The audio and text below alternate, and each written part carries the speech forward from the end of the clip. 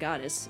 Think Princess Brides As You Wish for an example of how that works. The ennobling power of love, the idea that being in love makes you more noble, or like spiritually enlightened or something. And love is desire never to be fulfilled, the idea that courtly love can't really go anywhere. You just gotta stay in an eternal state of mutual pining until one of you dies or the whole thing goes public and falls apart. Now, one of the reasons why courtly love was showing up in France around this time was that the First Crusade had just wrapped up and all the French Crusaders were coming home, bringing some very interesting cultural ideas back with them. Also, the Reconquista was in full swing, causing a similar cultural bleed into France from Muslim Spain. This is relevant because all four of these courtly love elements can be easily traced back to contemporary Islamic and Arabic notions of love. Love for love's sake and exaltation of the beloved lady are both themes in Arabic literature in the 9th and 10th centuries, while the ennobling power of love is discussed at length by Avicenna in his early 11th century treatise on love, and love as desire never to be fulfilled is a major theme in Arabic poetry, as well as the general idea that love is something that completes a person and is basically a form of enlightenment, which also shows up in courtly love. So courtly love was getting big in France right about now, and as a result, Chrétien wrote a lot of courtly love stories, which is what Lancelot and Guinevere's whole thing was. In the first story that they appear together in, Lancelot rescues Guinevere from this bad guy Meleagant, they spend a passionate night together, and they end up in a classic courtly love relationship where it's basically a very careful dance so they don't get exposed while still being properly infatuated with one another. Lancelot has all kinds of trials and tribulations to defend Guinevere's honor. Guinevere at one point tells him to deliberately lose a tournament to prove his love for her, but when he starts losing, she's all like, I changed my mind, and it ends up with them very carefully hugging in public. While the secrecy of their relationship is prioritized, they're never characterized as being in the wrong for pursuing that relationship. Guinevere is married to Arthur, but she's in love with Lancelot. A very classic courtly love setup. Lancelot and Guinevere sleeping together, despite Guinevere being married, was justified by love for love's sake, and the whole thing actually made Lancelot more noble rather than less via the ennobling power of love part. And of course, since they could never properly be together, they hit that last part bang on. Their love could never be fulfilled.